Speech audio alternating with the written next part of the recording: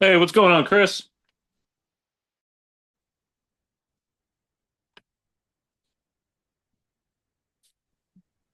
What's going on, guys? Not too much so far. It's just you and me and Josh, but he's finishing up a meeting right now or a phone call. He said, Sweet, sweet. Um, "How'd May end fare up for you? How'd what? How did May end up for you?" Re Really slow, really behind. Oh, really? Yeah, really behind. It's kind of sad. Our overall phone sales, whatever. We're not we're not up and up. Phone sales and computer sales and whatnot. I got Do you. Yeah, you have ours. less foot traffic? Yeah, Would you? we were definitely down a little bit this month. Started to see a uptick on the back half, but not enough to make up the difference from the beginning. I think for us, a lot of it was, we just had some people out. We had a couple of people out, which kind of put a little bit of work behind. But it's not something that I don't feel like we can't make up in June. It's just going to be a little tough. So we might just spread up the variance over the rest of the year and make up for it there. Yeah, seems to be the general consensus. I've talked to a few other people. Seems like May was pretty slow overall, but I don't know if it's, school. I don't know, obviously historically how stores usually do in May, but I think, school getting out, people maybe taking early vacations before summer sports start or something like that. Um, I don't know. I feel like they're just, this seems like it'd be a type of year where you might, hit or miss kind of thing till like June, July, where you start seeing a lot more people dropping phones in the Yeah, water. yeah, we started. I mean, we definitely started picking up for sure on the back end of the month. I think we're only going to end up at right around 150, but not necessarily where I would like to be. I'd like to be at closer to like 170, 180 if we're able to. So it's definitely lighter, but not super light, I guess. Yeah. What about you, Chris? Do you think it was it just overall slow for you on like walk-ins and stuff, or do you just think it was just, not as many just device sales to add up to, a higher Right, amount? device sales were low, and to be honest, Miami and Florida kind of spent most of my money, and then the month before that was April, and I paid my taxes and my employees and my rent and my payroll taxes and everything, and we sold out a whole bunch of stuff in April. April's probably the best month I've had. Actually, yeah, April was the best month I've had wholesale and normal. But it was kind of a crappy month this month, but I'll admit I wasn't here like for like 10 days, so you know. Yeah. Yep. Take- When the cat's away, the mice will play. I mean, they didn't do horrible. They just didn't have any like laptops. We've had a lot of people that want computers and laptops right now, and I haven't been able to find, good laptops for sale. So I mean, I finally found some when I got back, but like it took a while. So mm, Yeah. Yeah. I feel like, it's if one or two people I feel like are saying that it's slow, I think that the general consensus it will be that most are slow. Some will obviously have good months, no matter what, but I think that just goes across the board, right? Like, there's months where other people are complaining, being slow, and other people are like, "Oh, I crushed it this month." Like we're way up, compared. So it's just part of it. I feel like the waves. definitely a little disappointing for sure. Yeah, well, I'm curious where we're at this month compared to last year. Let me see. This month. Oh, finally. Oh, Jesus, criminy. Oh! Oh, come on, camera in a second, guys. Oh, let's Just, see. All right, so previous year. just wake up, bro. What's going on? I've I been, mean, we I stayed up till about 4 a.m. coding, Uh, trying to integrate iCloud into the app. there you go. Oh. And then today I've been working on a customer history section, and it's been taking the better part of my life. Yeah, that's just starting. Oh, okay. Well, that's weird, but it kind of works, I guess. Where did you say you were at, Nathan? Sorry, you found it. Oh, what do Sorry, there I am. Yeah, so compared to last year, we're actually up about 10%. So On the compared to May of month or last just year, for we the were, year? Oh, okay, the month. yeah, for the month. So compared to last year, we're crushing it, you know, but, and the day's not even over yet. So Yeah, we true. still have ample amount of time to make up. And let's see, my phone labor or my computer repair labor is up about 13%. Phone and tablet labor's up 7%, no, 8%. Um, let's see, parts for computers are up 65%, so that's good. Let's see, retail sales is up 23% this year. Phone parts is actually down by 10%. So that's interesting. That's definitely is interesting.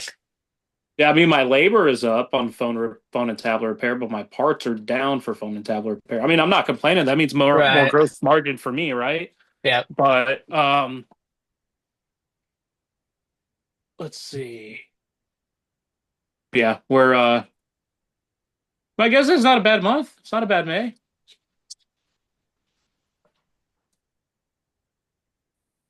you? Yeah, you can't complain, especially even up over last year. So just whenever it feels like it's slow because you've had other, you're basing it off the month before, or the months before, and feels like you Well, and kind of keep with that trend. and also, I was out of pocket. At the beginning of the month, I was down in Dallas, and then, Yeah. then I went to Miami, and then I went to Pennsylvania for about 4 days, and so Uh, maybe it I'm was all, just me. as I say, I'm sure that you also probably vary sometimes depending on either, business customers. You may have, a decent, month with a certain customer because you had to do some, way more work than you normally would, or a bigger job or something too. Yeah, yeah, I can agree with that. I know project work this month has been a little light on the B2B side. I think a lot of folks are finishing up taxes and trying to get all of that stuff taken care of. And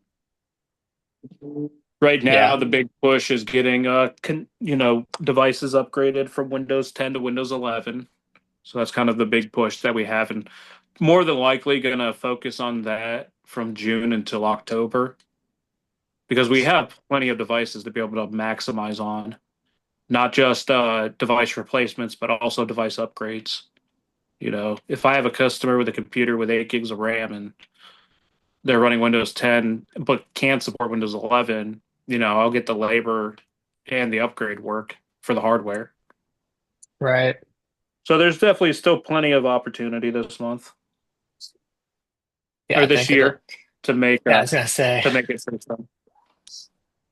definitely this year. I think that just the Windows 11 thing in general, most people will be able to milk that for it easily the remainder of the year because they will just come trickling in slowly as people finally get sick of the notification coming up, or, anything that happens. But most people will put it off until they have to, but kind of works out sometimes. What's going on, Yeah, Kevin? that's very true. What's going on, Kevin? What's up, guys? How are y'all? Good. Not much. Just talking about how May's ending up for everybody. Good. Been good for me. We would have had a good month if I hadn't taken a week off to go to the Expo. There you But, go. all things considered, we're doing pretty good. That's the consensus so far. Everybody took off for Miami. Shoot, shoot, shoot, shoot. It was a good time though, so doesn't matter. Oh, yeah. Yeah, it was worth it. Exactly. How about you, Rashad? How's your May been? Just listening in the background.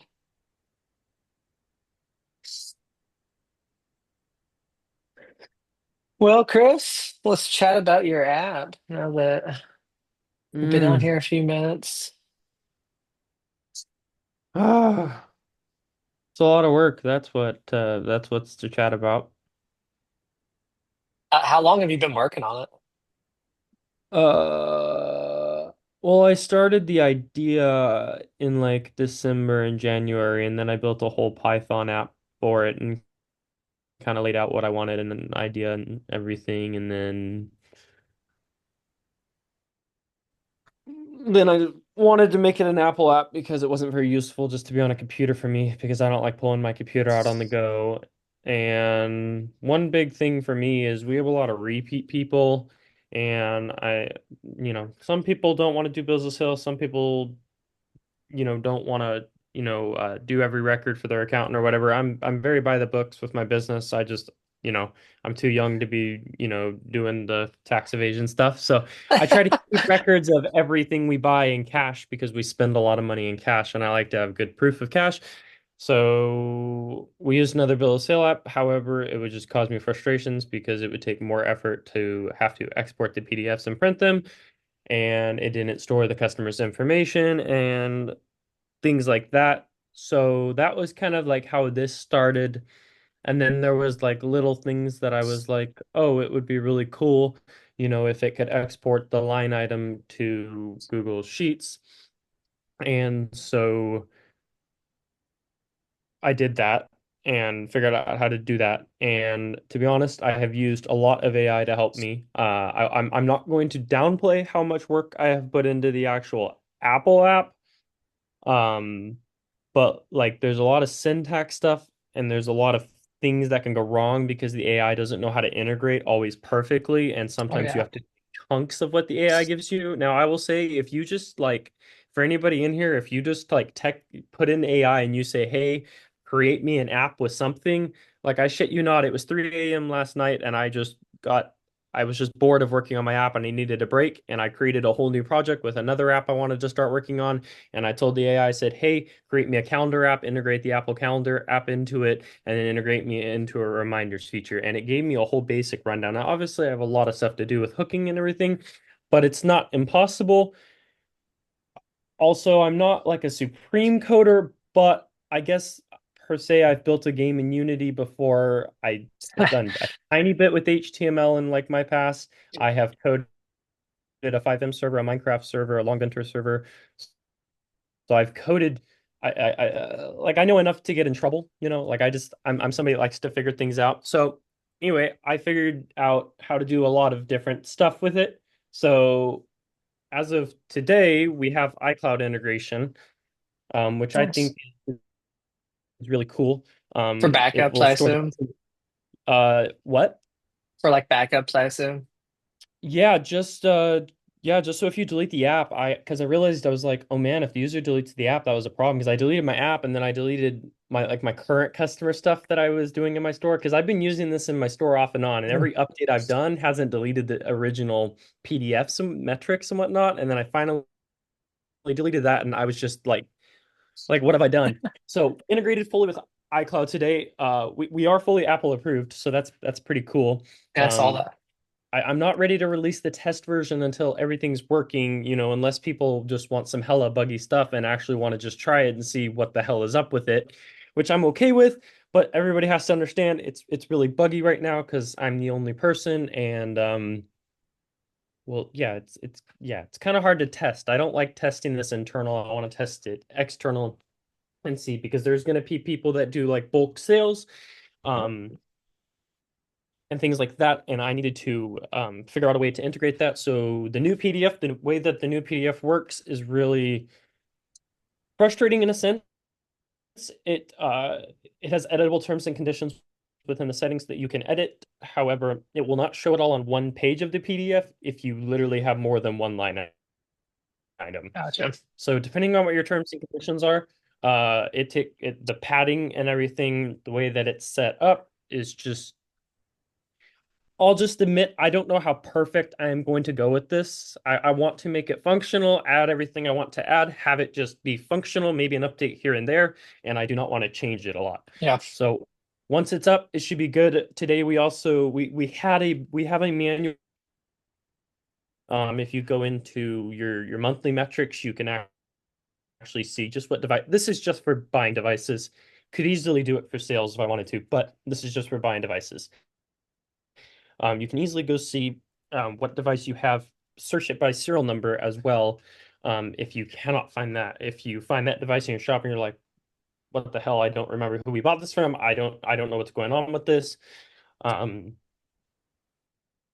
who did this blacklist from? Right. All those other questions. So you can search by serial number, which I thought was really, really good. And then there's also a manual button right next to it that you can just export to Google Sheets. However, today I also added the thing as soon as you create a PDF and save as PDF, it exports it right to Google Sheets. And like when I mean Yeah. like exports it, like it does it just like Like a you just sync. snap your finger there. Nice. Yeah. So I don't know. I just wanted to make my life easier. In the PDF section, you can select all the PDFs. If you want to use the Apple Share button, you can select all the PDFs, hit the Apple Share button. It will merge all the PDFs into one PDF. That was a huge frustration for a couple different apps that I tried, was trying to get PDFs out. And because I give these all to my accountant, and if you buy 100 devices a month, we buy a lot of stuff at this point, right? I'll be honest. So if I give her, 100 different bills of sale or whatever, I want to make it easy. So now I can Yeah. just export one whole PDF and she can just go through it and do her job, and things are easier. And then there's also a print button, and then you can also do the print button. And the Google Sheets thing, I really hope that nobody will email me for help. I made a whole section on how to actually find your app URL. It is super, super easy. You just do blue, blue, Yep. blue. You put the code in. It is super, super easy. So I really hope nobody actually asks me for help. They But will, but you're yeah. right. And It is then easy. right now I've been frustrated because I'm trying to add in, when you search the customer, it should pull up the customer that you've worked with, right? For example, Kevin, right? So we pull up Kevin's customer history, right? And then the total purchase is made by from Kevin, right? And then broken down, obviously.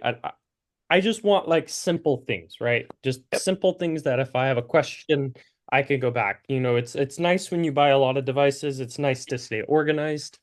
Um, Sounds it's like you also nice to need help figure out sounds like you projects need I'm a making. POS that can integrate with a bookkeeping software like QuickBooks, my guy. Yeah, so yeah, I know. My accountant's already asked me for a QuickBooks integration. She's already asked me for a lot of stuff. I already have a subsidiary of the app that I most likely will be working on. Um, I have to admit, guys, I'm doing this with like a lot of AI, and when you get to the point of having thousands of lines of code and starting to actually get to these integrations, you get to the point where it's hard because you no longer can just hit control Command C, Command V, and just say, "Hey, fix this." You have to say, "Hey, I want to add this," and then you actually have to have somewhat of the knowledge of the syntax of saying, "Okay, how do I add this? Where does this go? And where does this go?"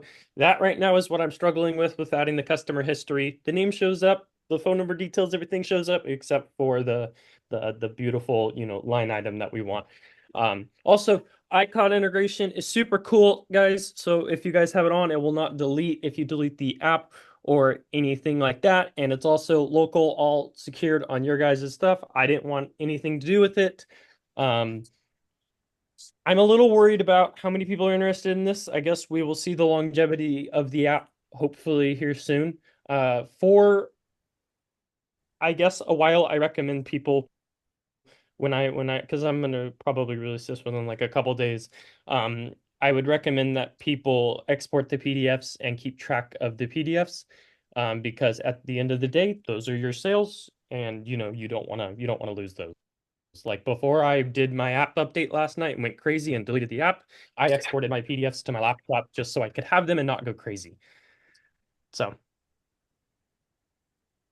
Yeah, no, I mean, just like you said, AI in general, I mean, yeah, it's not perfect yet, but it's crazy what you can do, even now compared to a month ago, 2 months ago. I mean, if you think about the VO3 update from Gemini, and their video stuff. Like if you've played with that, like it's crazy how good it is with a basic prompt. Um, I'll admit eh, it's a simple app, but it's all you need. it's a simple app.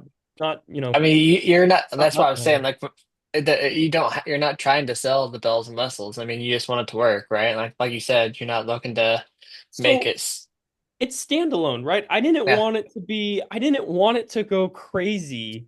Um, I will mention something just based on what I know. I do know my repair app has an API integration that I've talked to them with, and they told me I might be able to integrate in the app to actually upload the line items to my repair app.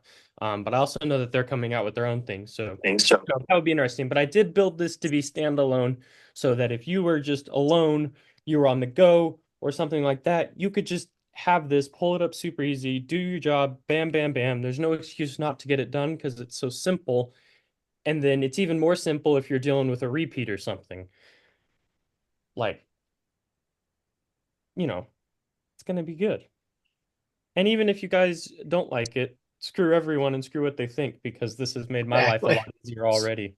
That's what I'm So, saying. Like, and whenever we were talking, that's why I was asking. Like, are you trying to build it for other people or you? And that's where the difference comes in. And I think you are definitely more on you're building it for yourself. But if other people want to use it, great. You're happy. They get value out of it, but you're not looking to I will say I've Build it been to sell it. overwhelmed yeah. with the amount of people that have been wanting to try it and have been PMing me. I like I could show you guys, like you guys can all have 1.0 beta if you want right now, but it has the old style PDF and it just looks ugly now because now it looks pretty. Yeah, So I wouldn't worry about. I wouldn't focus on trying to let others use your tool until you're done with it and you're confident in it. Um, or heck, I wouldn't even do it at all. That's just me. I mean, there's a shit ton of automation that I've built into my business to make everybody's lives, including my technicians, easier. absolutely. And there's so many people that have asked me, like, hey, can you do this for me? Like, well, I could, but I'm not going to do it for free. It took me months and years to, understand what I can automate, what I need to automate, why would I want to automate it. Um, so I don't think it'd be something just to, especially when you're in early stages. I mean, you don't want to get too don't let it turn into a shiny object, Chris. That's my biggest thing. Don't let It's it pretty. pull. That's what I told him. It's pretty, it's nice, but don't let it pull focus away from building your company and building your stores. Because if you put as much time, energy, and effort into building your stores as you're doing this app, you could probably have another employee like on hand, or you could have been having a great mate, regardless of. I don't want another employee right now. But you wanted two stores, right? Like, wasn't that the goal? Yeah. I want two stores, but I would like to buy my house before I buy my two stores because that depends on where the store would be going. Um, I yeah, I don't don't think you're like gonna be to. buying a house anytime soon, the way it's looking, bud. Yeah, and I'd love to Not buy. for I'd also you, love to but the buy a new market shop. itself. Sorry. Hey, Is the market bad? I haven't looked. the I market mean, over in Oregon sucks, man. Retail overall, spaces it's the suck, and it's houses the are first time that there's really expensive. actually like way more buyers or no, way more sellers than buyers at this point. Like it's an overbought market, and now like Mm. people who bought in COVID era are upside down. Like they were buying houses for 500,000 then that they're trying to sell for 200 and 300,000 now in areas. So definitely a lot I think coming with the housing market, but I don't So know what you're saying anything is about it. now is the best time to buy if you're investing into real estate. if you have a good hard money lender that's cheaper than the 7% mortgage rates out there right now, yeah, that's why nobody's buying either. That's the problem. Like I think like we're at a stalemate, right? Like nobody wants. Yeah. I am in a position to buy right now. Like I rent for my family, but like I want to buy a house, but I'm not going to buy at a 7% mortgage. You're high. Like there's no way. Like that's insane. Yeah. Yeah, I'm not Like going that high. out of like my last house, I mean, granted, I bought it at the right time, but like it was 3.4, I think, 3.3%. Oh yeah. Um, that's reasonable, but like I feel like when you're getting to 6 or 7%, like I stress about that at a car loan size, let alone a six-figure purchase. Oh, You fuck know, like it's a Yeah, that's little fair. different. So, yeah, I don't know. I think that a lot of people are scared to sell right now because they don't want to jump into a new mortgage at 7% either, even if they can make money on their house. So I think Yeah. there's just like a lot of waiting, but I think houses are sitting on the market way longer than they were, and you're seeing a lot of price drops happening right now. They're not sitting, for a day with offers flowing in unless it's just a crazy good deal. Hmm. Every market's different. So just from what I've seen. I have the luxury of if I wanted to buy a house, even if it is at a higher interest rate, for veterans, there's this thing called the Earl program, Okay. which allows you to do a rate reduction. So like every 6 months, if the rate drops, you can easily like just do that. There's no closing costs. There's nothing. You just say, hey, I want a lower rate. I want to do the Earl. And then 6 months later, you can do it again if you wanted to. Interesting. Hmm. Um, all right. So yeah, I don't see Tony on here yet. So No. let's does anybody have any challenges that they would like us to help solve? Write my app for me. Aside from writing an app. That's a shiny object, in my opinion. But You I know what's mean, funny? is that It gives me a break from reality, if that makes any bit of sense at all. hey, cocaine gives me a break from reality, but sometimes you have Yeah, to well, stay off of it. But no, seriously, Kevin, Chris, anybody, Rashad, anybody have I don't have anything. I made any I've struggles or saved up the money stucks? that I have made, and I bought stuff for sale, and next month will be a lot better because I'll actually be able to sell crap and not be gone.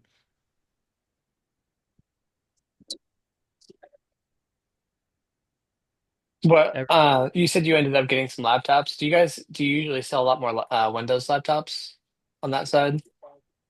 Yeah. Yeah.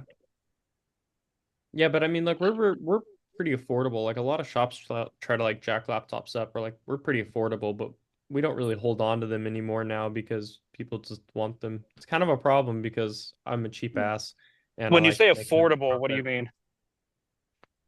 I mean, like 249 bucks. Like I know a lot of shops start at like $400 because they're like nothing below that's worth it for me to hold or something like that.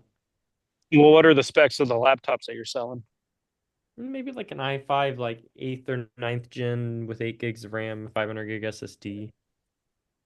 Okay, so you bump that up to 16 gigs of RAM and you sell it for 399. You make more margin. You're still cheaper Yeah, than the other competitors, and I gotta you start build buying up that cash flow. I gotta start buying on eBay. I'm very aware.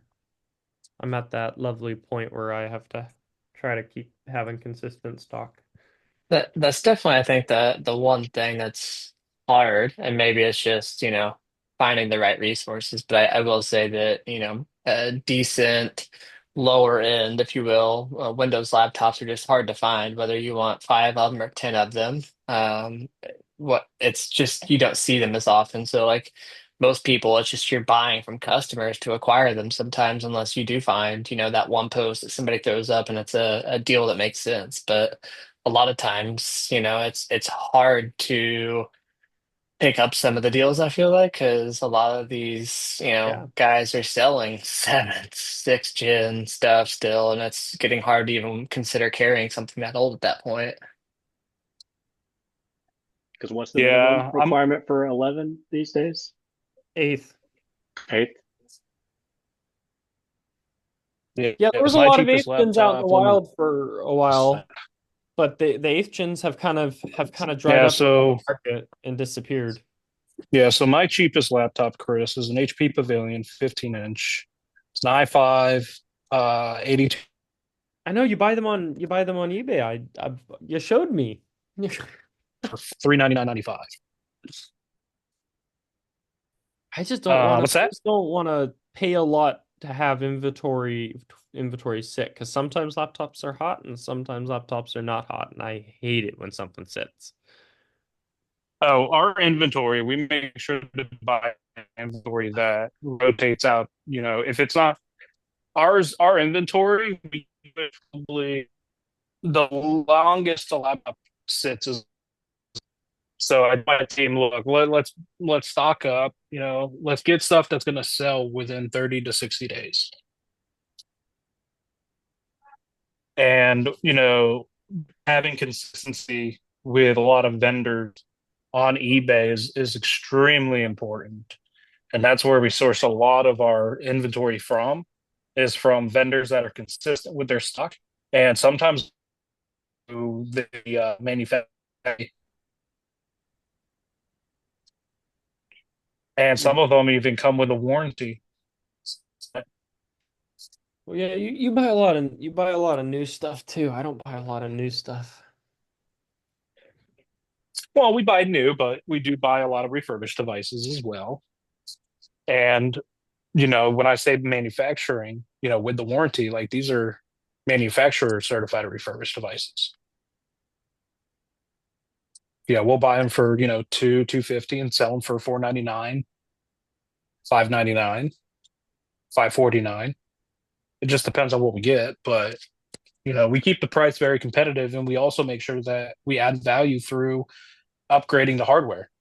Yeah. I'm not against buying laptops. I'm against buying expensive laptops or ones that cost, more than $300 or $400 to keep in stock. I don't want to stock something that expensive. What are you buying them at, though? What? What am I What? buying? No, what are you buying them at, price I like wise? $100 to $150. Like that's $150, like fully ready to go with charges and everything. Like that that's a good it's a good number. It also depends on what it is. Like I said, I sell a lot of eighth gens because I like them. Like I like them a lot. They work better than the new ones. Oh, Chris. The line you just said just cracked me up. I like it a Are you lot. are Some you Dumb are and you Dumber serious? quote there. Man, I've probably seen I've seen so many new laptops just fail after fail after fail. They're just so shit now. Like Dell has always been like the strongest when it comes to like a decent laptop whenever you're at that budget level as far as I feel like quality of their builds. Maybe not as much as their parts, but outside of the cycle where they had that the fucking hinges where the screws would come like stripped out and like the monitor would be basically That was falling always off. the Inspiron series, though. That was Fuck yeah, Inspiron fuck problem. those things. Garbage. I hated those things. Yeah, Latitude, stuff like that, like the a little bit more business line is definitely the target. So anybody ever have good luck selling the micro PCs to people? We do. We sell micro PCs every now and then when we get them. Yeah. Yeah, traditionally we'll do so we sell micros, we sell small form factors and gaming, full tower desktops. But aside from that, we traditionally, especially for not just residentials, we've also been carrying like the Nook size micros. Hmm. A lot of people really like those um, in our area. But yeah, mostly we do like small form factors. We do have some mid-sized towers, but a lot of it is like Dell Optiplex. And now Dell's coming out with their it's no longer like the Dell Latitude, it's the Dell Pro series. Good. Another line of shit. Well, the no, I mean it's just the Dell Latitude, just the name is Pro. Speaking of inventory and not sitting on inventory, how do you make that step from say where I and Chris are, where we don't have a lot of high value laptops for sale. We want to start becoming the go-to for that. Do we just need to sit on inventory at the beginning while we're getting the marketing going that we become known as the go-to? What I would suggest for the inventory side is look at kind of what you've averaged over the last 45 days or 30 to 45 days as far as sales is concerned, and just stock one extra. And then again, every 30 days you're going to compare what you've sold the month before and just start carrying one more than that. And then eventually you're going to get to a point where we're at now where, we have to have, 10 laptops and 10 desktops on hand at all times in the back because we'll blow through the ones up front, no problem. And then when you sell one, you buy one. So that's another strategy too, is like, you look at kind of, um, you would look at how many devices you've sold over a 30-day period. And then you would order up to that par. And then you would carry two extra in the back. And then when you sell one on the shop floor, you replace it and then you order another one. You sell one, you replace it, you order another one. So there's multiple different ways to go about doing that, especially if you, but I wouldn't just go crazy and just stock up on a shit ton of inventory and burn through your cash. Like that's not the answer either. Right. But you want to have consistent inventory to where when customers come in, there's always something on the floor.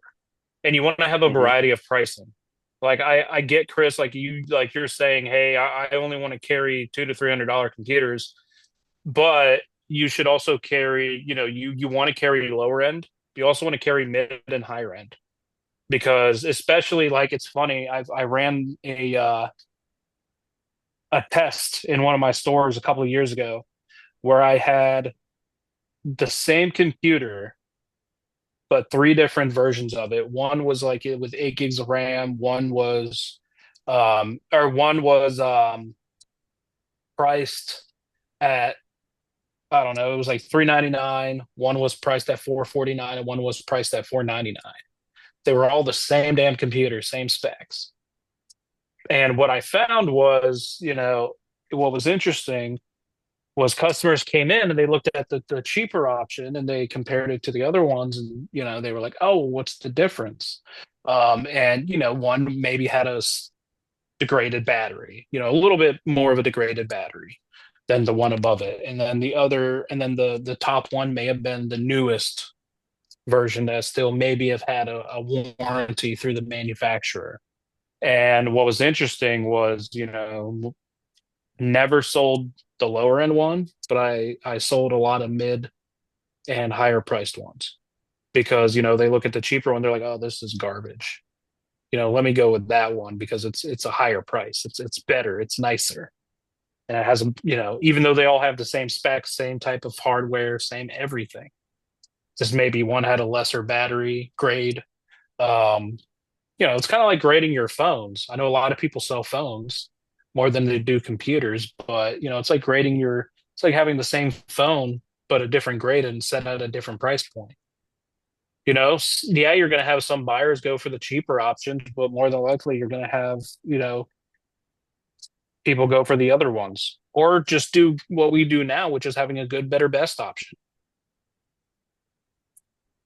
Not against it. For More to keep in. It's just more to keep in stock. I mean, I've kept higher end things in stock. My rule is they kind of eventually always sell. When I buy or something, I know that I'm keeping it because these goddamn people on CPRST are going to offer me worth of what it's worth. So, well, like we have a Meta Quest 3 right now, and I paid $60 for it. I'm asking 240 for it in the shop. We'll see if it ever sells. But I don't know. Like I want to be able to. I don't want to keep too much in stock and feel like it's tying up. No, you don't want to ever. As longer you hold on to stock, the less, you're going to make on it. You want to be cycling through it regardless, right? I mean, even if it's a Windows laptop, that, typically, in my opinion, depending. more quantity in stock, and we buy from customers direct, and we're able to make better margin off of those. But at the same time, you know I would rather take a second, pay a little bit extra through eBay. That, and I know people are going to blow up this chat and probably freak out once they see this and hear this and be like, "Oh, you're dumb." But and it's the truth, because for me, I'm not going to spend. So if I was to market, buy, sell, trade, right? If I was to really sit down and push marketing on buying devices from customers, I have this, I've got the cost of the marketing, I've got the cost of whoever I'm having managing the marketing, or that time away that I could be spending making deals. So, that's an expense. I have the expense of, whoever's having to follow up with them. I have the expense of my team taking the time to go through the device.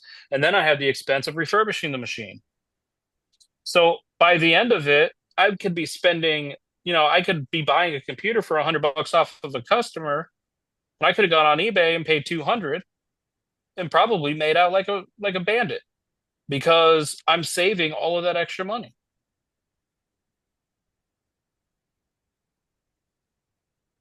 Yeah. And maybe that's the wrong type of thinking, but in my mind, it makes, logically it makes sense, because, I don't have to go through the hassle of, marketing dollars. I don't have to go through admin, somebody managing those ads and all of the other stuff, when I could just buy them directly from, people that I know, like, and trust, and turn around and make a profit. Customers are happy.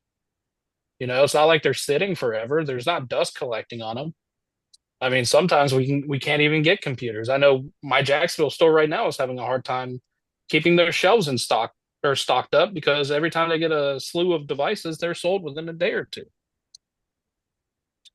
I know now, I know that's not for every now I know that's not everybody here, but eventually, if you start carrying good stuff and you start becoming that go-to place, you're gonna have customers just calling you randomly and saying, "Hey, I want to buy a device from you."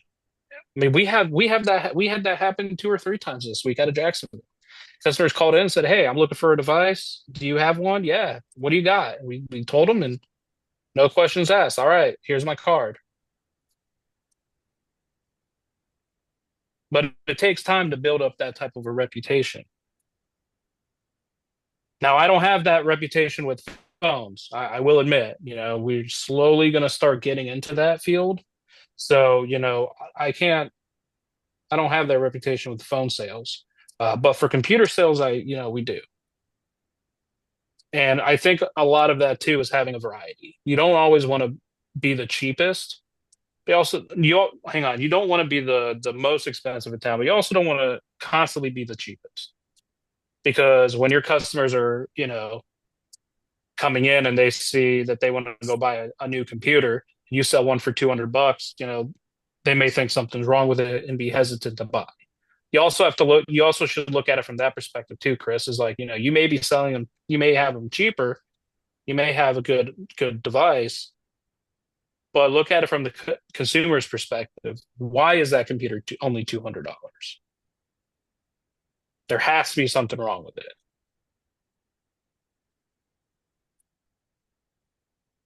It's food for thought. Yeah. I mean, I think that there's a different approach for everybody, like you said, what works for you. Obviously the market and the demand differentiates, but I agree. I think that, the one thing that I hear and see most people fall back to, if there's anything with, even coming to the pushback of going to think about like trying to up your prices, like we were talking about Chris's prices earlier being lower, and you're like, why not update it to, 16 gigs, sell it for 399? And the the people will push back, I feel like, on like, oh, well, Walmart's got this new one for like 400, yada yada, right? And like that whole conversation is the same as like the Amazon renewed conversation you have whenever customers trying to argue with you, like, well, you're selling the same phone for 450, but Amazon's got it for 375. Why would I buy it from you? Can you do a better price? And then it's that same thing. It's like they're trying to compare and get you down on the price, but then you have to just turn it back, be like, look, I'm here and not going anywhere. You're gonna have support. You're gonna get taken care of. Your warranty is gonna mean a lot more than that 1 year manufacturer warranty from Walmart. You'll never get any help, through phone support, whatever it may be that you have to deal with. Like they make that stuff so complicated. Nobody's going to deal with it. Just like anything, right? Like their goal is to not have to deal with you. So you're not going to go back to Walmart and get customer support if you have questions. There's just so many different angles that I think that people just forget is a selling point to why you're there and you're existing as a repair shop, a retail business offering these kind of solutions because nobody else is. While they may think that these bigger companies are going to help them, uh, most of the time it's just like in their head, they think they're going to get helped. But whenever it comes down to it, they don't get help and they come crawling back to you anyways, because then they've had a bad experience because Walmart or whoever, Best Buy or whatever it may be, it didn't help them or it just made it worse. They told them we're going to have to buy this, or they told them we're going to have to do this. And like it just ends up being a bad experience. And they're like, okay, you were right. And like it's all about just, earning that customer and just telling them and selling yourself on like why your value is more than the big box retailer. And while you may not be a brand new computer out of the box, you've already physically inspected it. You've ensured that it's good. You've checked it all out.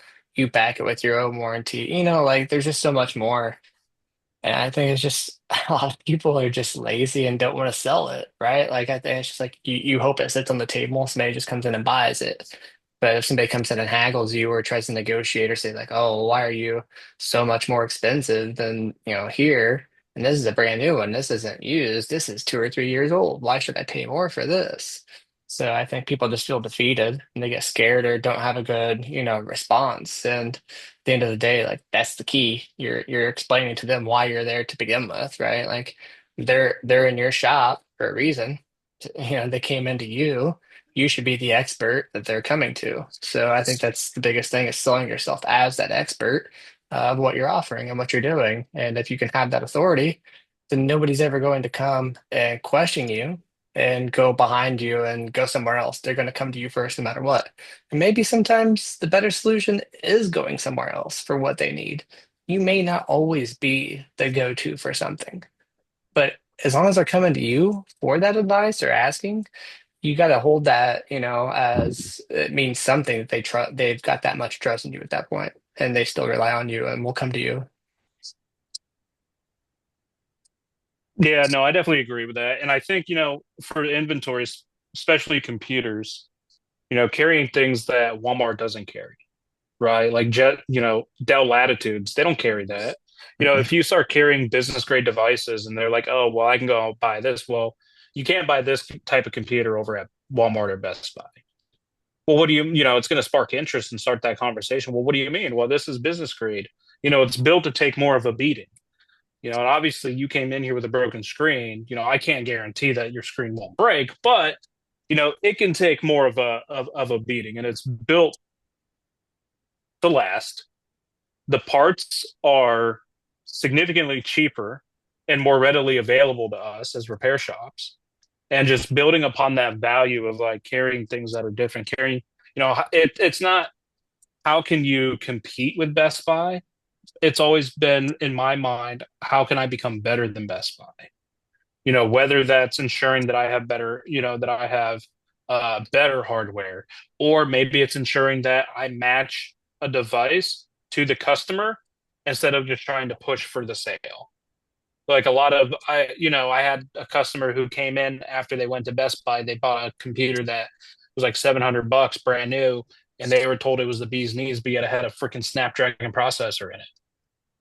And they wanted to hook it up to be able to do dual monitors with a bunch of multitasking and shit for their work. And, that thing wasn't going to be able to sneeze, let alone do what they wanted to. And having that educational conversation with them, like, unfortunately, they were pissed and I was pissed right along with them. But, actually getting able to sit down and understand listening and understand, hey, this is what I'm using the device for. This is what I'm going to be doing with it. This is what I need. And you being like, okay, well, here I have a perfect option for you. And this is what it is. And here is why it's the perfect option. Not just saying, oh, you should get this one. Why should they get that one? And if you can teach yourself and your team to go through that type of a sales process with them, be as more educational sales, and sometimes can take a little bit longer.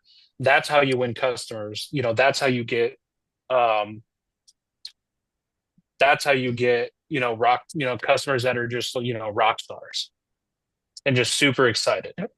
And raving fans. That's the term I was looking for. That's how you earn raving fans, is by doing little things like that. And then whenever that device dies or they want to buy a replacement one, they'll come back.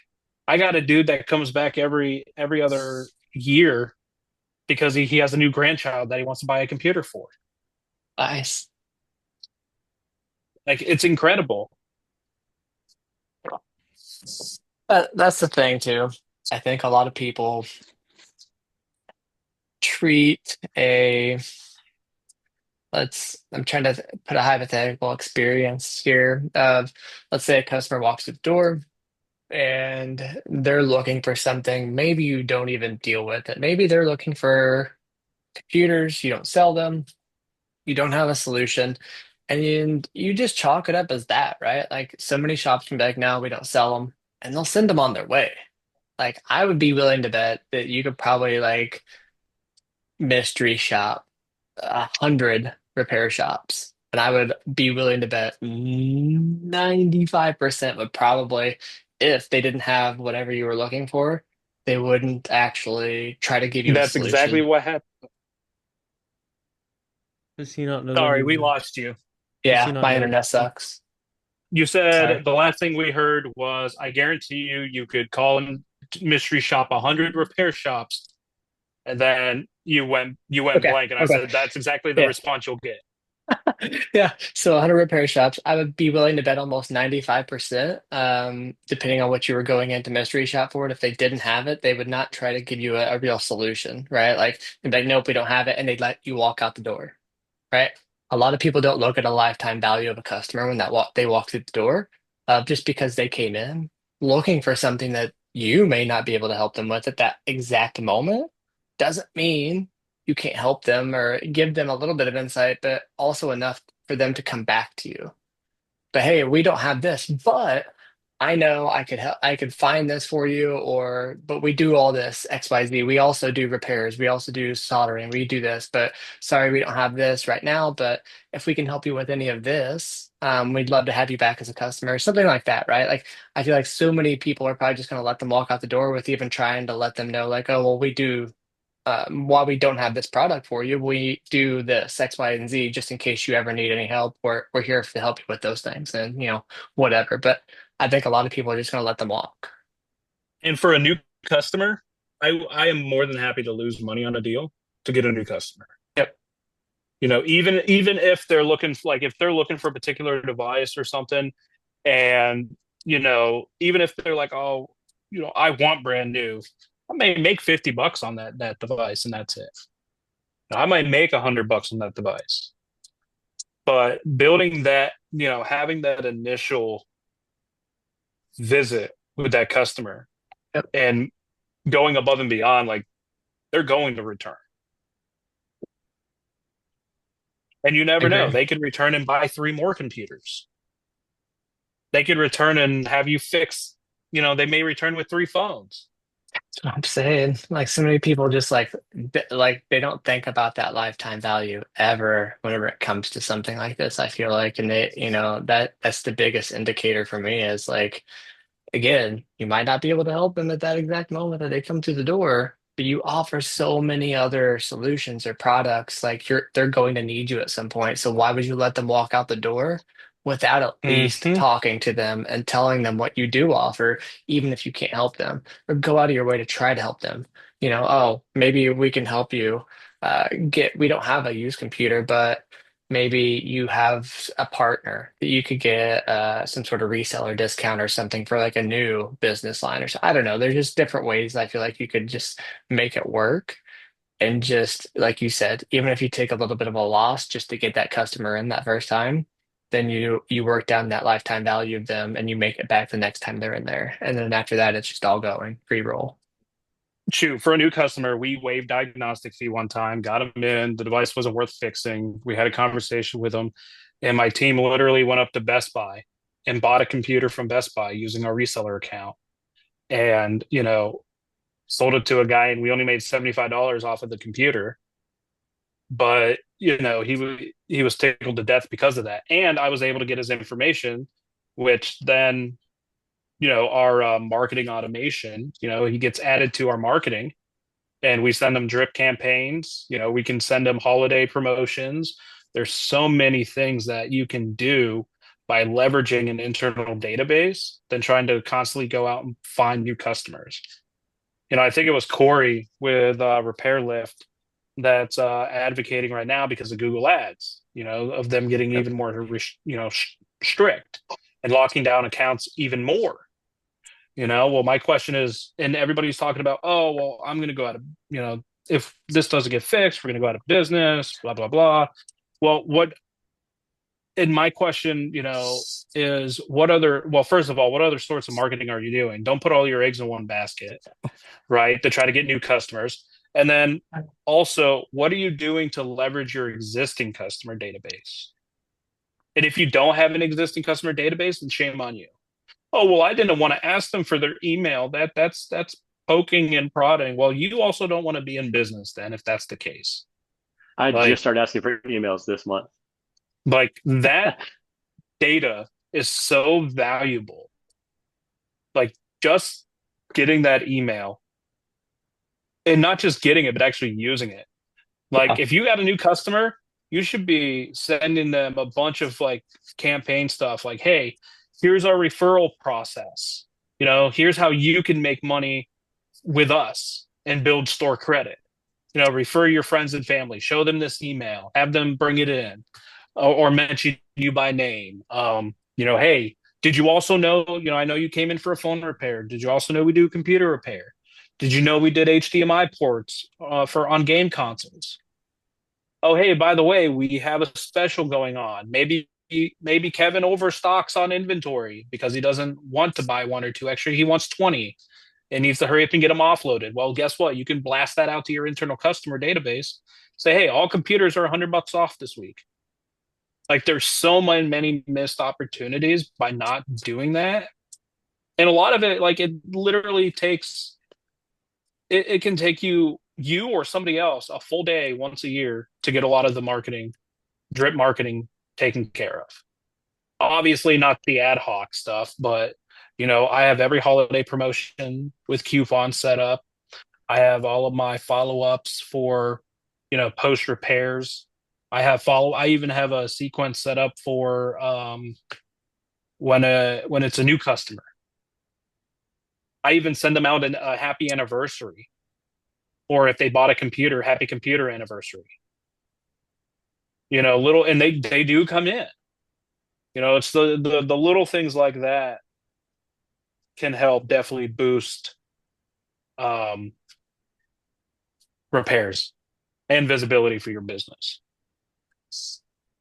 I agree. I think that, one key thing that made me laugh whenever you said it was not just collecting them, but use them. That should be the Yeah. given, Yeah, I don't right? use mine yet. I have them, but I don't use them yet. You're not alone, man. That's my thing. That's why I laugh because so many people do. I would be again. This goes back to one of those crazy stats, but I would be willing to bet that a majority, if I would, a crazy high stat of 99% probably do not even effectively use their customer list to benefit them whatsoever. Whether it's phones, emails, address for doors, whatever it may be. Um, that's definitely a key thing that, so a lot of people look at it as it's a hassle. I don't want to ask them for this information to input, or they don't want to give it to me, which fine, you'll have some of those customers. But more Yeah. often than not, it's you can get the people to give you the information, especially if they're filling it out, then it's up to them, right? Like you let them do it. But you can also have the selling point of, hey, we want to make sure you get our marketing. We want you to opt in. We want you to make sure that you don't miss any of our sales. You may not, always be interested in something we're marketing, but you never know what kind of sale or what kind of offer we're going to have out. So we want to make sure you know about everything and keep you updated and stuff. And you know there's just ways I think you can approach it to, if you have that person that's like, I don't want to give you my email or, whatever. I think that's your rebuttal of like, well, we want to make sure you stay up to date on, any promotions we have, stuff like that. So if they unsubscribe later, they unsubscribe. At least you got it, you tried, and, it is what it is. But it's, the people who just don't ask or just let it go and don't, rebuttal with them. And they're just like, whatever, one less customer I got to deal with. So. Yeah, Nathan, that's if you very were true. going to And suggest one email marketing thing to do for someone who doesn't do email marketing, what would be the one thing you should start with? I would start one thing. I can think of two things, but one thing is I would do a new customer campaign.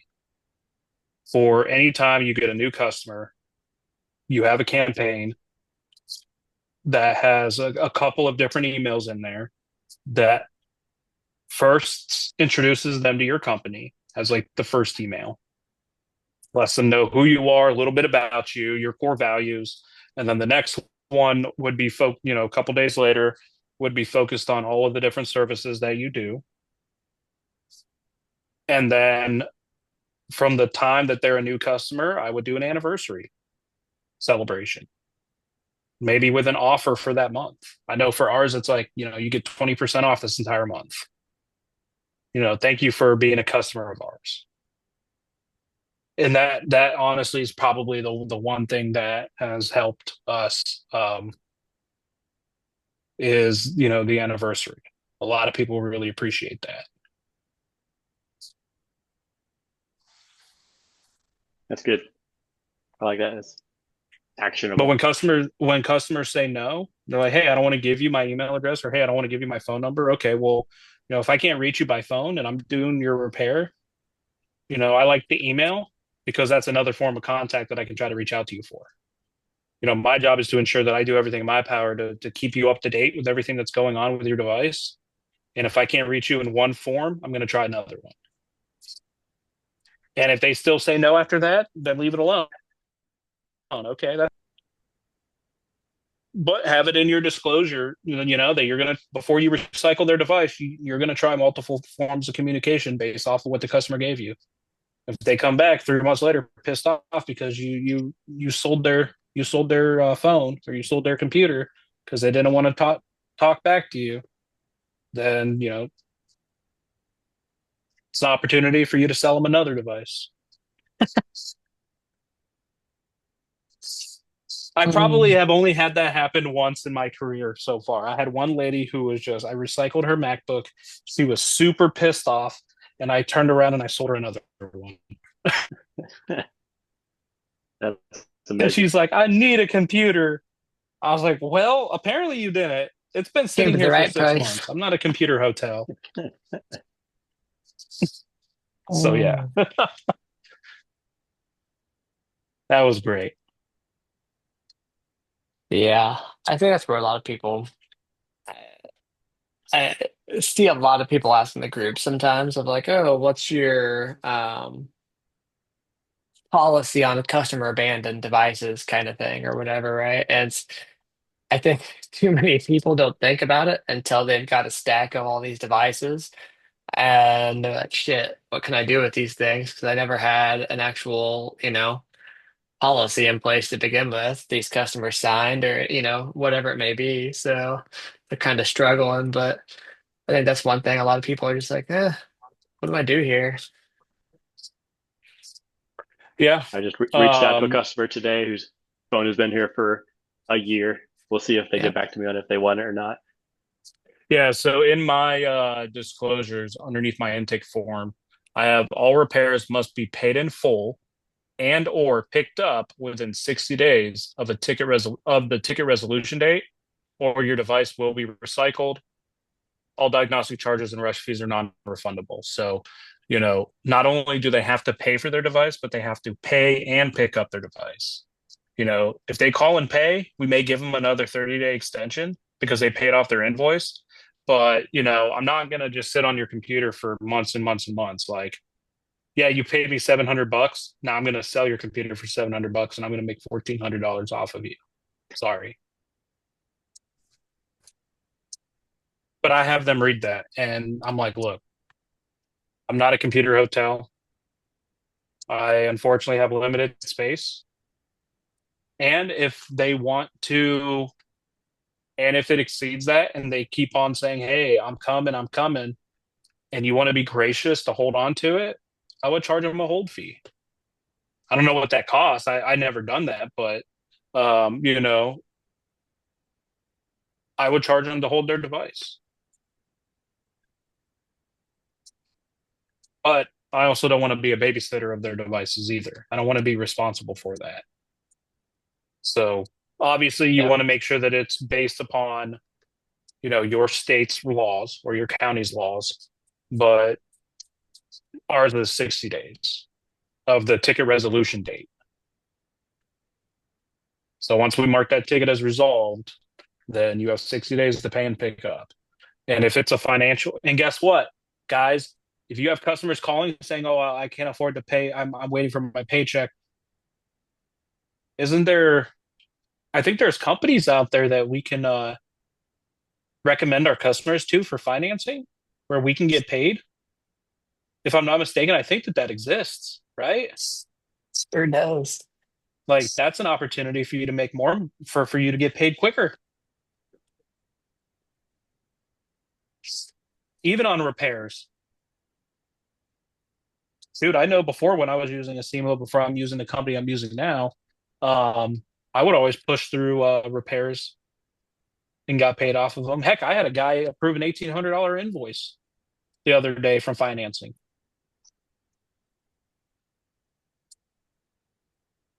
So that's a Yep. great way for you to help overcome that objective.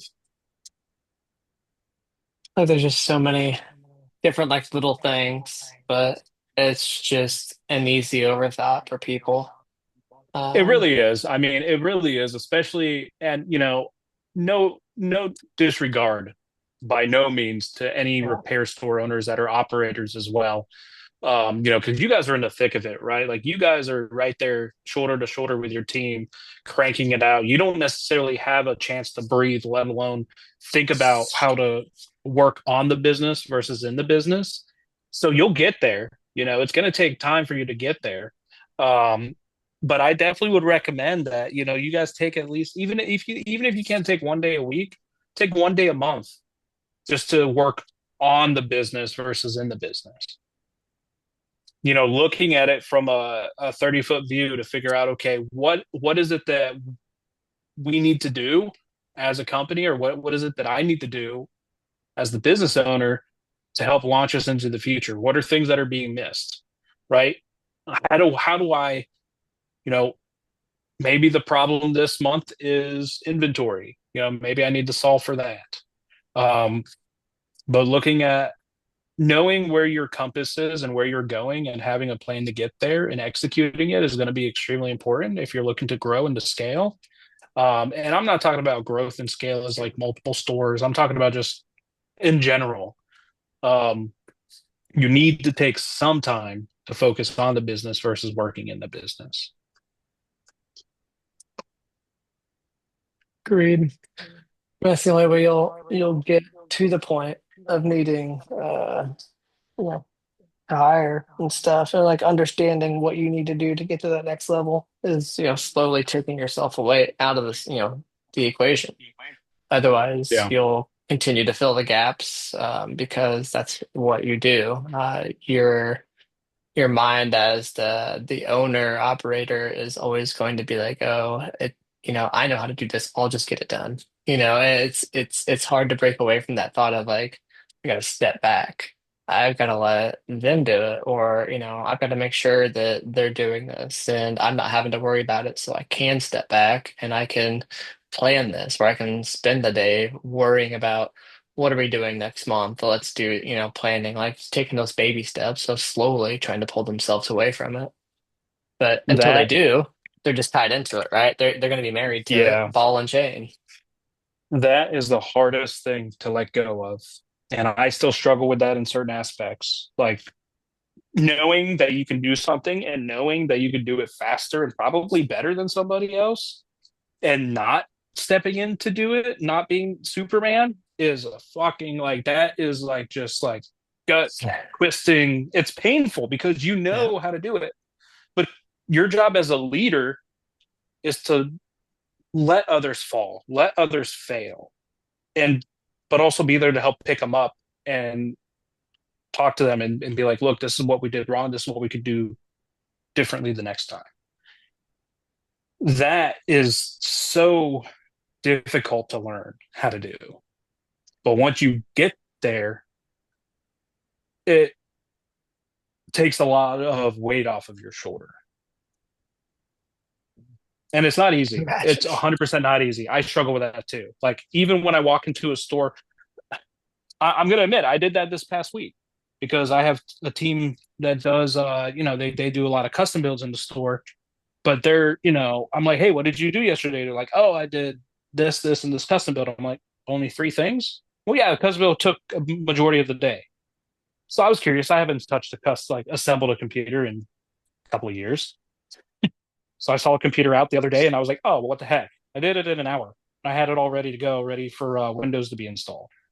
And I'm like, what the hell are y'all doing? Yeah. But then I realized I'm like, oh, hang on, this isn't my job. This is theirs.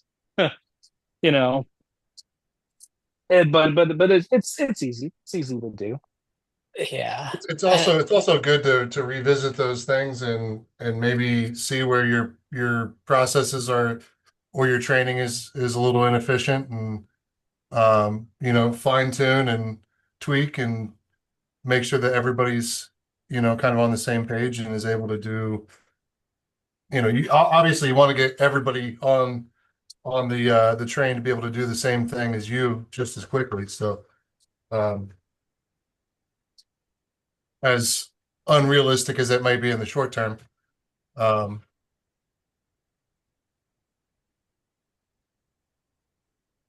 yeah. Yeah, that's very true. All right, take it easy, guys. Y'all have a good weekend.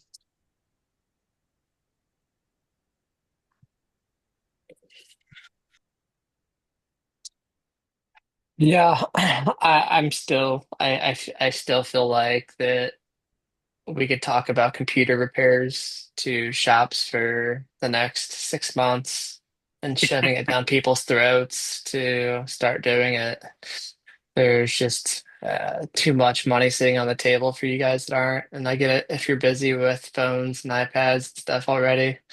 I know that, it could be a little bit cumbersome, but think it's definitely the easiest money you'll make once you get the hang of it and start understanding everything, and you don't have to dive into everything at once. I think it's, just like anything else, you can start small, just doing basic stuff to get your feet wet, learn it, understand it, then slowly, kind of grind your way up to certain things. Yeah, I mean, and even if computer repair isn't it, like there's definitely plenty of opportunity in phone repair, like screens, batteries, and things like that. That's great. But if you want to take it to the next level, like focus on like data recovery of soldering. Doing those CPU swaps, doing the the chips, all of the stuff that I don't know how to do, and get confused even just talking about. Which, by the way, Leif, thanks for that recommendation. I got my guy signed up for that course, Awesome, man. the soldering course. So, but yeah, like you don't have to necessarily branch out horizontally in the repair business. But you should at least be branching out vertically, like getting deeper into the repairs. Even if you don't want to take that leap into computers, like there's so many opportunities in phones and tablets that you can make hella margin on from labor alone by doing, water damage devices or, data recovery, CPU swaps, all of the sandwich board baloney stuff that I keep on seeing. Um, like there's probably some really good money in that. And maybe you become the technician that handles those, and you have your other technicians do the other stuff. Yeah, I definitely think that there's opportunity there. I think it depends on obviously the skill level of the type of repair and what it takes to get there based on are you just going to be doing this for your walk-in customers? Or are you looking to build a, mail-in B2B business out of it? Because I think there is like that fine line of that soldering skill set, whereas like depending on the shop, their skill level already. Maybe HDMI and charge ports make the most sense, right? Yeah. Because once you get down to doing more of that finer stuff, like I think it just takes a lot of practice, a lot more time. So you have to have a lot more dedication because you're going to need to have that more precise skill, especially when you're coming to like CPU swaps, stuff like that. And I could be wrong. I don't know really anything about soldering. I see what I see in the groups, and from what I understand, stuff like that. There's a reason there's only a few people that are trusted even for that kind of stuff to mail in for the most part. So, Yeah, um, it can definitely become a time sink. yeah. And I'm speaking of someone who started out doing completely B2B soldering, and I've transitioned out of doing most B2B soldering now just because it's a time sink and I could spend Yeah. hours doing a sandwich board, or I could do, a bunch of iPhone screens at the same time and make way more money. So, Yeah, that's the thing. And that's what I'm saying. Like you're either one way or the other on some of those type of repairs. You're like Jesse doing just, big data recovery or, bigger repairs that people are willing to pay a higher dollar amount for that you can justify your time that you will spend. And you're confident in your skills of being able to, squeeze that for the fattest ROI and margin you can. Um, as to where you're saying, how many hours can you dump into something before you're like, shit, I'm 6 hours in. I'm not going to make any money for the time I put into this. And now it's not even going to be a paying customer because I can't even fix it. Right. Like it's mhm. And I've that's where become you, more aware of that now. After like this last year, I've been thinking more about, okay, like revenue per man hour, or yeah, Nathan, I read Simple Numbers and like the labor efficiency ratio. How much money are we making per hour that we're working? And Yeah. start running those numbers on a 3 or 4 hour job. And like, oh man, I'm not making anything on this. Yeah. exactly. That right there is where a lot of our labor rates come from too. It's not like I don't price my labor off of, competitors. I mean, do I want to try to be competitive? Absolutely. But at the same time, like I'm in business to make money. I don't know anybody that started a business hoping to grow it and retire from it that isn't making. So, I I I want to take care of customers. I absolutely do, but I'm not going to do it at the risk of having to shut my doors either. Yep. So, like, knowing what your efficiency ratio is extremely important. There's direct labor efficiency ratio, there's management labor, there's contribution margin. Like, there's so many different things that, as a business owner, you should know how to effectively price based off of instead of worrying about what the next guy is. Because you could be just fine based off of having a lower LER than everybody else because maybe your overhead costs aren't as large, or maybe there's all sorts of things. But at the end of the day, like I think to Josh's point, which I'm glad that Kevin spoke up about it, I outsource all of my escalated micro soldering baloney stuff because I just don't my team doesn't have enough time to invest in doing it. First of all, learning it, and 6 hours, something that is going to take my guy 6 hours, Dustin can do in like two. And I just, I'll quote double what he charges me and call it a day.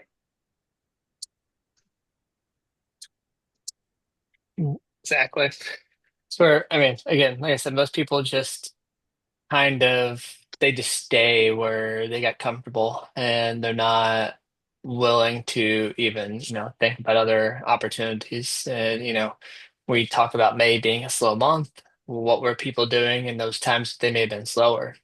Were they going out? Were they trying to get more, FaceTime in with some of the local carriers, GameStop, dentist office, lawyer's office, doctor's office, any of these places that could have multiple employees, multiple computers, multiple devices. Um, I don't know. There's just so many things that I think people sleep on, like when they have downtime, all they will do is bitch about it, but they won't go do Yeah. something about it. They'll be in the groups bitching, "Oh, I'm slow," but I mean, nobody's like, "Oh, I went out and I did all this to get some more customers because I was slow," and like it's just funny. That's all.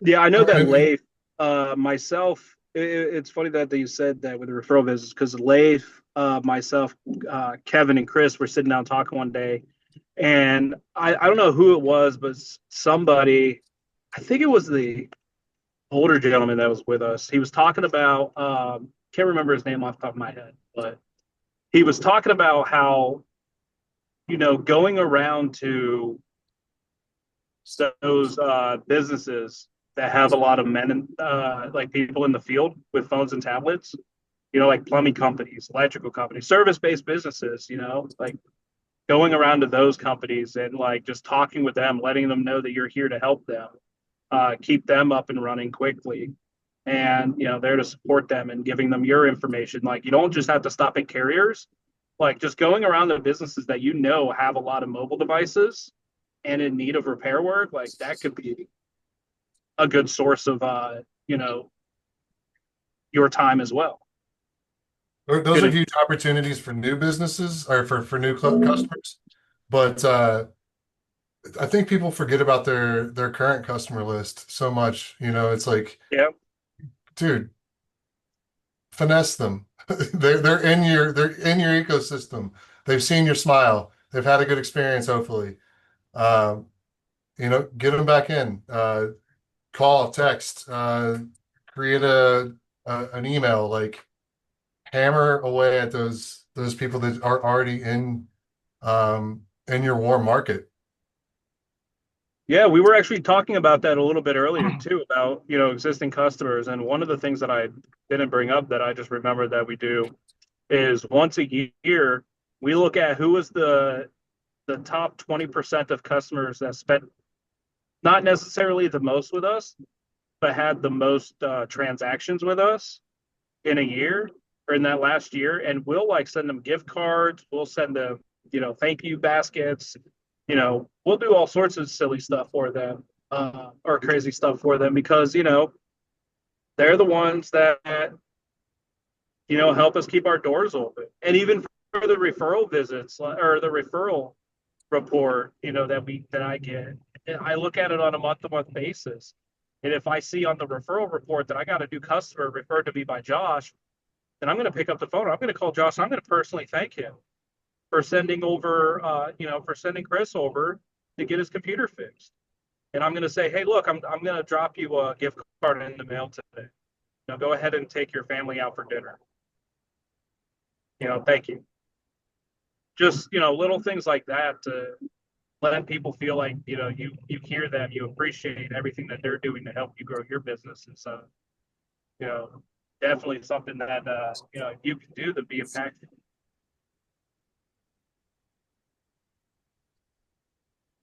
Agreed.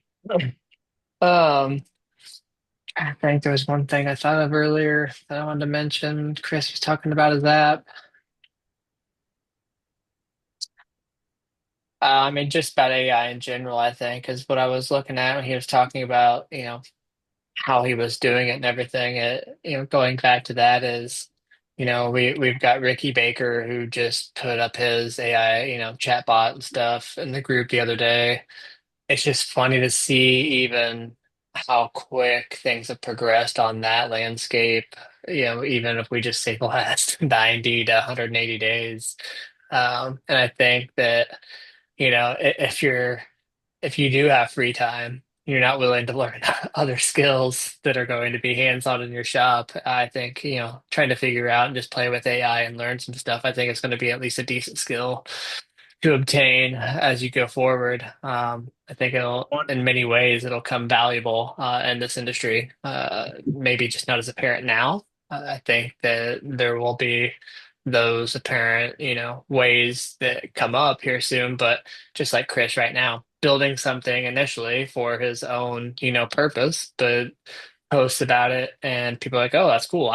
Yeah, I want access to that. It's just like little things like that. Like he would have had to pay somebody to do it. That's what he was talking to me about. I'm like, well, how much are you gonna have to pay to do this? Is this just something you're building for yourself, or do you think people are gonna pay for this? Is it worth your time? Could you be investing this time into building something more for your business than worrying about this app? Just like you said, Nathan, could this time be spent, better elsewhere? I was giving him the same thing, in the DM when he was talking to me about it, and I was just like, look, it for me is like how much time are you putting into it? How much money are you putting into it? And where's that equation on the other side of if you had spent the same amount on your business, where would, is that a better outcome? Because if you're building it to please other people, you're going to be literally, I feel like, at the helm of them all the time because now they're going to be like, oh, you should do this. You should make this change. You should make that change. And you're going to hear the feedback of every single little person that wants a little change based on their needs, as to where you originally were just building it for yourself and your own purpose to simplify your life. And those are the solutions I think more people are going to start seeing is you use AI to build something that makes your life easier, your business easier. You're not necessarily looking for something for anybody else. And the ability to do it now rather than a year ago, you would have been Fiverr asking for somebody to build something. You wouldn't even have bothered. But now you can just hop on a couple platforms, maybe spend 30 days, and you may have some simple thing that you put together that solves a very easy solution for your repair shop or your house or anything, right? Like that you can't find that works just for you because, like I said, everybody's got their own little touches they want on things. And there's always going to be a con to something that is out there for that solution you're looking for. So now is the time, I think, if you're really looking to adapt to a skill, this could be one of them. Yeah, I definitely agree with that. My thing with when you're looking to do something or build something is making sure that it's a actual problem that you're trying to solve. Right? If you're going to invest time and money into doing something and like that, then make sure that you're actually trying to help solve a problem that you have. Like for example, one of the problems that I found that we had in our repair shop, especially from the customer service standpoint, is follow up. Right, follow up is a pain in the ass when you have large call volume. And so what I did was, I have all of my calls pulled, transcribed, summarized, not only uploaded to our tickets, but those customers that come in, I have AI looking over the conversation to see, okay, was this a lead? If it was a lead, does it require us to follow up with them? And if it does, let's put them in a pipeline and have a chatbot follow up and start a conversation with them and try to encourage them to come in. I started that right before I came to the GRE, and I have, my phone blows up with, customers that are booking repair appointments just off of those follow-up messages. And that's something that took me less than a month to figure out how to do and build outside of hours or outside of the store's hours.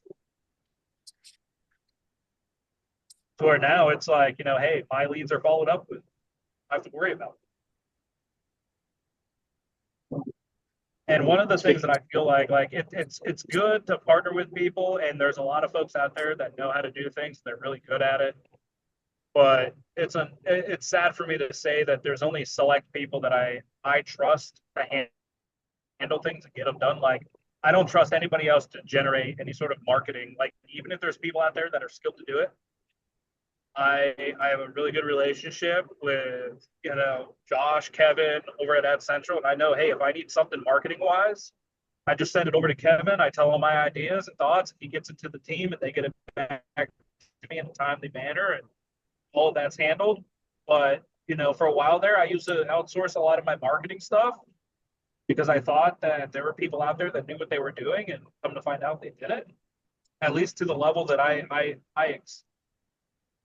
believe in inspect what you expect. And my expectations were not being fulfilled when I was expecting. And so, I had cut that, but now I feel like I'm just running on a tangent. But what did you say? Yeah, AI. Sorry. So, anyways, getting back to the whole AI thing, I'm looking for ways to automate for my business.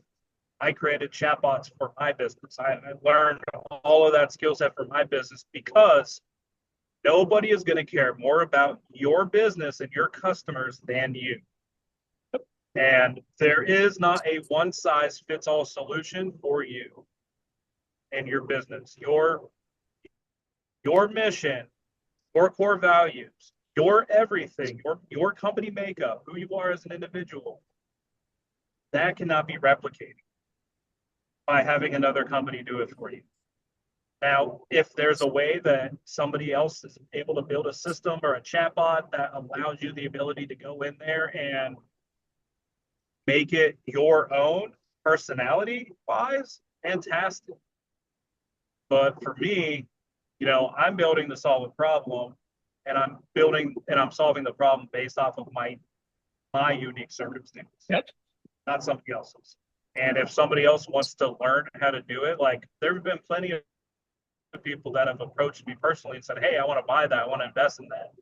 I would pay you for that." My answer has always been no, but I will be glad to teach you how to do it yourself. Why? Because if I'm doing it, I don't know your business. I'm going to set your stuff up like how I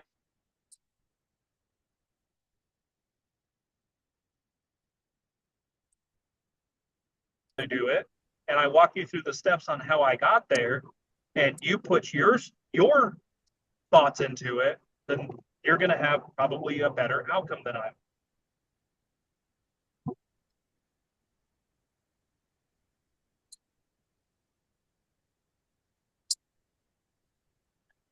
Yeah, that's the biggest thing is just understanding that. But I think slowly more people will start seeing it as it becomes more relevant. But for me, it's like it's being ahead, right? Like this is an opportunity to be ahead in a space that is new. And I think this could give you a pretty good skill set of learning things and just getting your feet wet. Like I said, there's so many different things out there. It's not a matter of you have to build an app. It's how can you find other ways to utilize it to your advantage, to your business, to your personal life, whatever it may be.